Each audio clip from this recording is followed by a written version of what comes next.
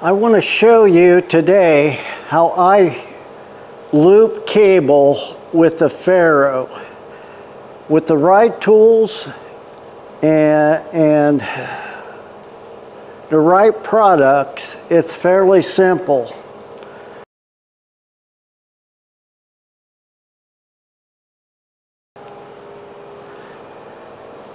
You may be asking yourself, why would you need to do this?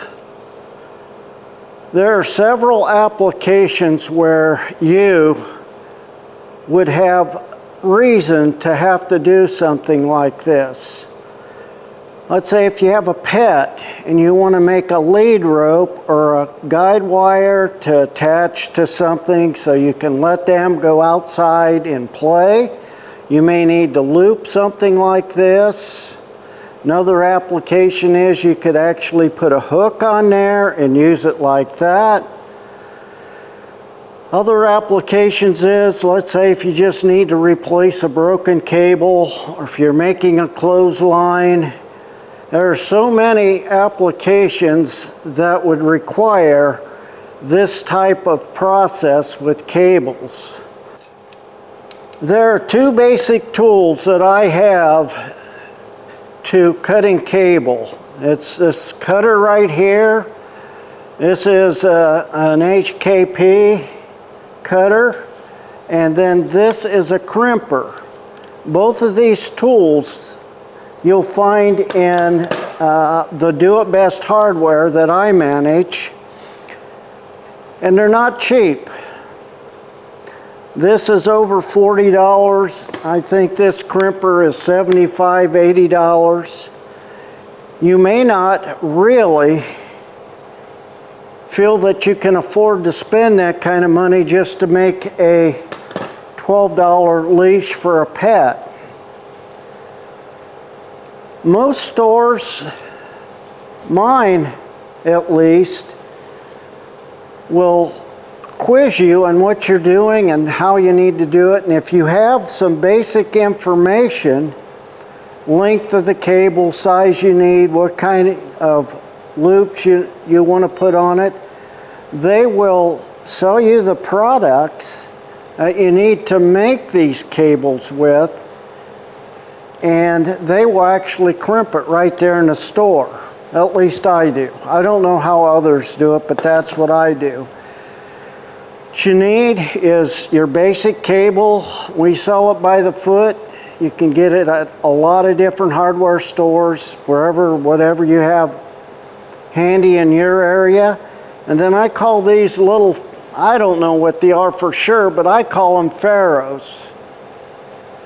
And what this does is it's got a dual hole in this one, so it's made to make a loop. They have some that are single, where you just slide on, and it's made to just be a stopper. So let me show you how I do this. You slide one end in,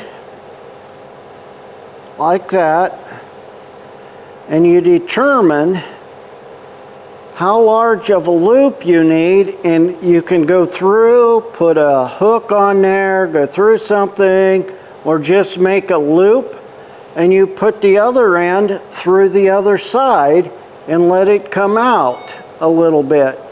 You can gauge the thickness or the size of this loop by just pushing that tighter or loosening it up. You can make an actually really big loops if you want to, or smaller loops. It's whatever you want. Let's say if you get this in and you've got a lot of it sticking out right there, you can trim that off with this tool right here. It works great. So how does the crimper work? Well, let's look at that. You see that this has different size slots in it, right there and right there. I'll show it closer. Well, you find a right slot that matches the piece that you're doing. And ideally is to have it open completely, which I didn't. And then right there, you see that fits into that one perfectly. Now what I do is I put one end on something solid, and then I fit the other end in like that, and then I come down on it, and since I'm not strong enough just to take both of my hands and squeeze this, I use this lever here to squeeze down on something hard, and it comes really nicely against the cable. Well, let me show you what I end up with.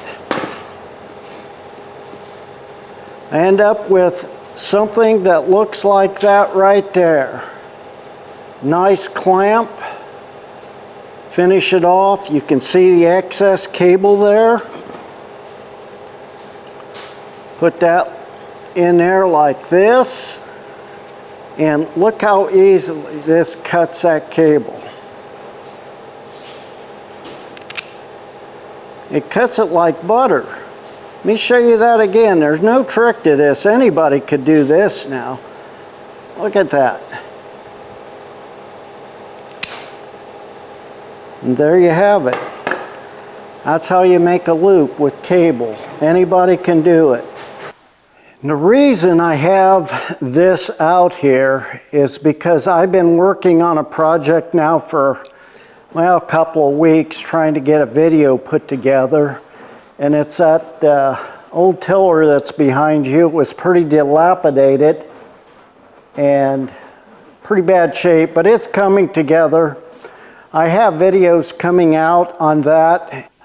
If you have any comments on or suggestions on how to make these, please drop a line in the comments below. I'd appreciate seeing those. I respond to all the comments unless I miss some, and I look forward to hearing from you, good or bad. Tell me how you do this. If you like my content and want to subscribe to my channel, that's greatly appreciated. It helps me out. It makes me feel good, if nothing else. Don't forget to hit the notification bell on that subscription, because that will let you know when my next video's out. If you like my content and you want to continue watching, I would suggest that you watch this video right here. I stand before you and ask the question that I have and many times before. Can it be fixed? Sure it can. Can you fix it? You're darn right you can. Until the next one.